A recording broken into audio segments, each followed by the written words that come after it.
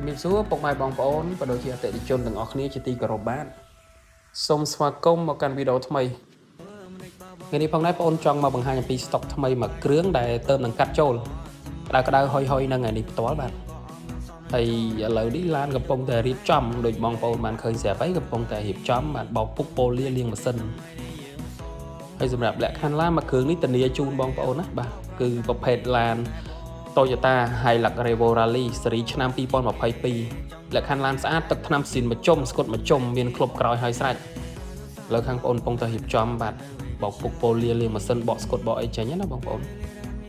បញ្ជាក់ម្ដងទៀតណាបងប្អូនណាគឺប្រភេទឡានមកទឹកស្លាកលេខ Toyota Hilux Revo Rally ស៊េរីឆ្នាំ2022លក្ខខណ្ឌឡានស្អាតឡានមូលអត់មានបុកអត់មានប៉ះធានាជូនទឹកថ្នាំស៊ីនមួយជុំអញ្ចឹងបងចាប់អារម្មណ៍អាចឆាតចូល page ក៏ដូចជាតាក់ទងតាមលេខទូរស័ព្ទដែលបងប្អូនដាក់នៅលើ caption ខាងលើណាបងប្អូនបាទតម្លៃត្រឹមតែ $40,000 ជាងទេបាទមកមុនបានមុនតម្លៃចរចាបានចុះបានទៀតណាបងប្អូនបាទសូមអរគុណបាទជួបគ្នាក្នុងវីដេអូក្រោយ